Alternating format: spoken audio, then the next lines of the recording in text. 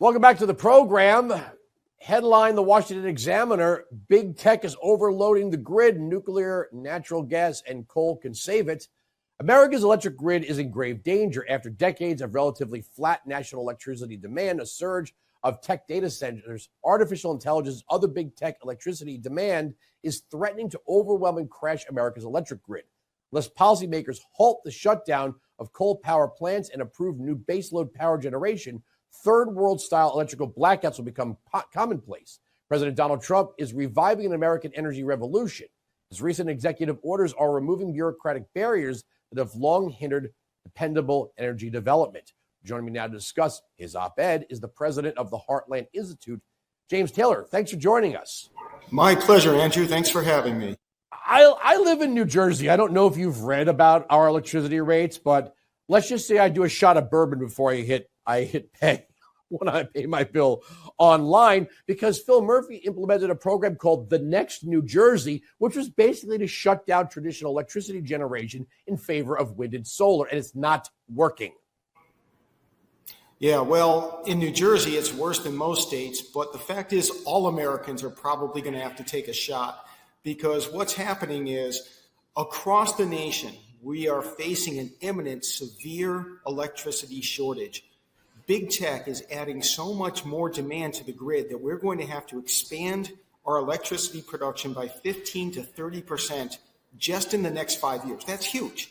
And the worst part is, for years, big tech has been carrying water for the anti-energy movement, for the wind and solar apologists, and demanding the shutdown of perfectly operational coal power plants, and they've been blocking new natural gas power plants. They're saying we should all exist on new wind and solar, which are not reliable, not affordable, and at the same time, for their own data centers, they're entering into sweetheart contracts with the utilities for natural gas and nuclear generators, leaving us with the crumbs of wind and solar. So it's not just New Jersey, unfortunately. Hey, look, we've always had the hippies and the hippity-dippity save the whales types. But Obama went to war with coal, but then wanted everybody driving an EV. I mean, if the Democrats had their way, we'd be 100% EV, which I think is their way of nudging us into government-run transportation. But if we all plugged in at the same time, it would crash. Right. The electricity grid, as challenged as it is now, you double that challenge if we're going to have the EV program. And really the solution is this. One, stop shutting down perfectly operational coal power plants. They're affordable, they're reliable, and when you look at all environmental factors, not just carbon dioxide emissions, they're actually better for the environment than wind and solar. And point number two is that we must have an expansion of natural gas capacity. We can build natural gas power plants quickly, inexpensively, and they will provide the most affordable, reliable, clean energy sources for our future. If we don't do that, we are going to face hundreds of hours of blackouts every year across this country, and we're going to be like as if we're in that's fine. The elites are fine with that. That's for the little people. We're kind of backed into a corner here. We can't afford to have China win the AI race, so we kind of have to do it here. And the people that we're supposedly doing it with are anti-growth in energy production. Right. So that's what the Obama people would like to do. Fortunately, we have Donald Trump in office right now, and we can also utilize a groundswell of popular support for affordable, reliable electricity. We have to take that route. We have to make sure that China does not dominate, not just China right now. They're not only building coal power plants left and right in China. They are building coal, natural gas, and nuclear power plants around the world for third world nations. And they are using that leverage to curry favor, to shut out the United States geopolitically. It's not just good for American pocketbooks, it's good for American national security to utilize our abundant coal and natural gas resources. I remember Joe Biden, hot mic moment, said there's no such thing as clean coal. But we put a man on the moon, we're trying to cure cancer, we're pretty good at developing technology. You're telling me we can't expect to develop technology that would make our use of natural gas and coal cleaner and more efficient? Well, here's a truth that the environmental left likes to hide. There's no such thing as clean wind and solar. Because if you're going to in place a wind development, you're going to need 300 square miles of wind turbines to replace a single coal or natural gas power plant. That means developing 300 square miles of natural land. That means killing birds and bats, including endangered species, by the millions. That means the leaching of toxic materials from solar panels into the soil. That means the mining of rare earth minerals, which is the most destructive practice on the planet. Really, if you're looking for the environmental issue, again, natural gas, nuclear, and even coal are better than wind and solar. And they slam dunk it as far as affordability and reliability. Well, the Hoover Dam, you might say, is an engineering masterpiece, but how many rivers do we have that we could just simply dam up and try to create hydroelectric power? Right. Hydroelectric power is a great resource. It's not as universally available as coal and natural gas. But again, the same big tech folks who are putting the strain on the grid are the folks who've been running interference for folks who want to tear down these hydroelectric dams. Yes, we're going to have leadership in the world for AI, but we can't do it at the expense of the American consumer. It means we have to prioritize affordable, reliable, clean energy. Natural gas, coal, nuclear, hydro where it's available. You know, it's easy. How many mansions does Barack Obama have? I can't. I think I lost count. You know, you have the Hollywood celebrities that all live in these beachfront mansions, at least the ones that didn't burn during the wildfires, which we have more wildfires coming.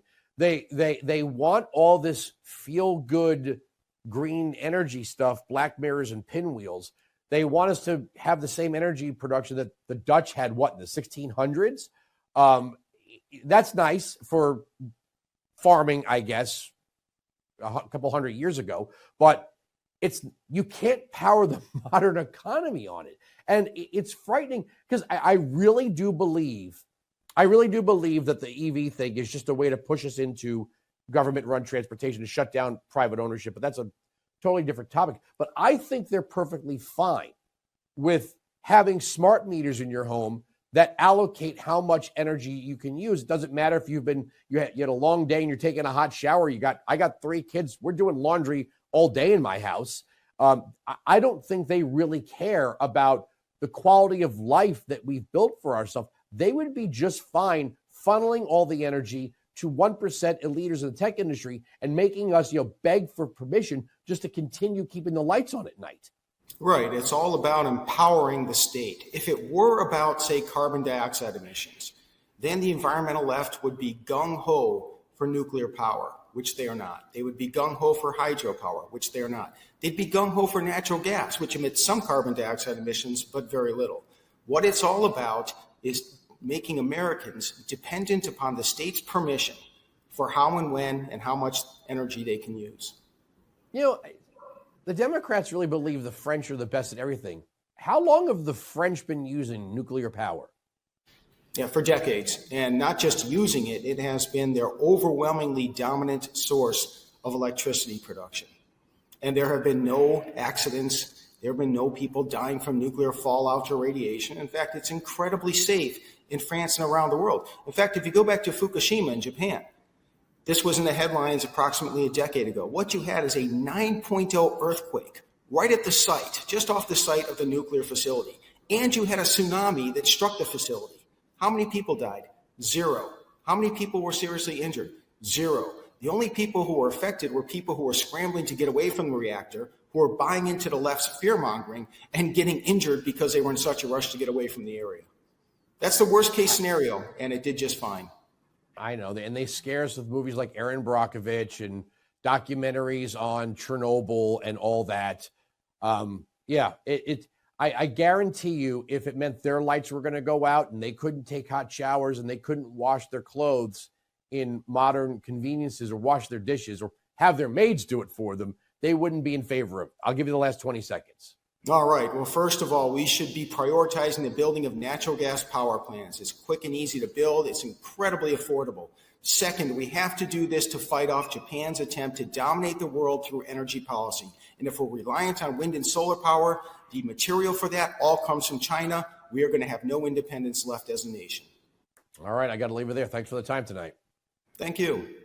You know how we wrap it up around here. Stuff Democrats say. And my final rant, that's next.